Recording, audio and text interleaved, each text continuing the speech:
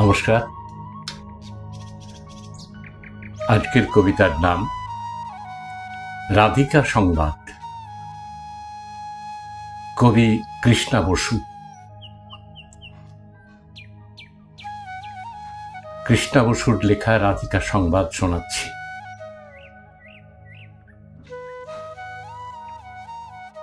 কৃষ্ণ ভুলবার পর সবাই ভুলেছে তোকে, কেউ আর মনে রাখেনি।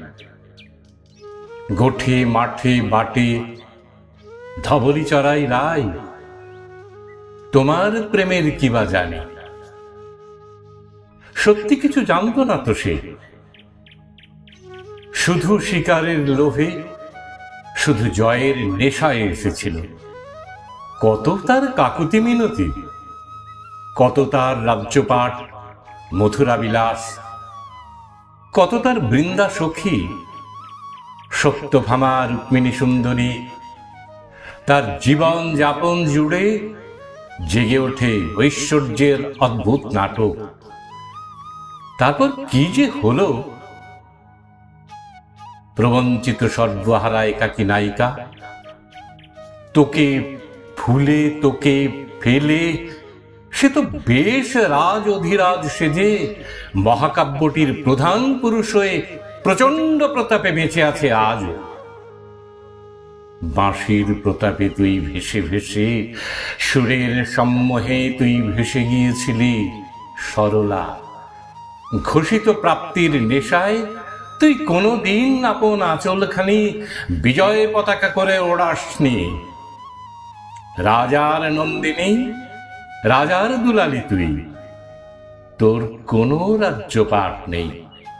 শুধু কানু, ভুল কানু, ভুল নায়কের জন্য তোর সত্য কান্না। সত্যকার চূড়ান্ত আবেগ রয়ে গেছে আজও, তোকে আর কেউ খুঁজে পায়নি রাধিকা।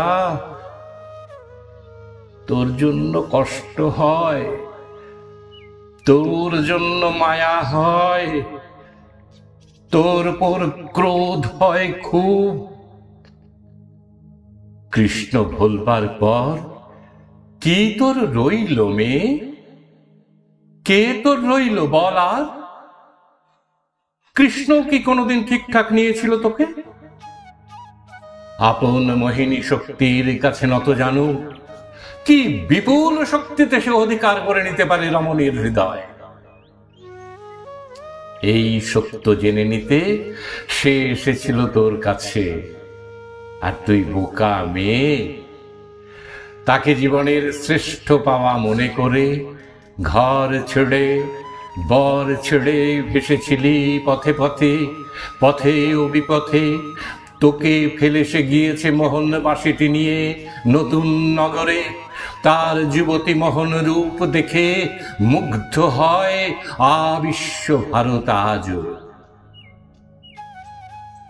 বলো বড়ুচণ্ডীদাস, বলো বিদ্যাপতি, বলো জ্ঞানদাস, শ্রীদাম সুদাম সখা, বলরাম দাস, কেউ কিছু জানো নাকি তার কথা? তার কথা, রাধিকার কথা জানো নাকি? রাধিকার কথা।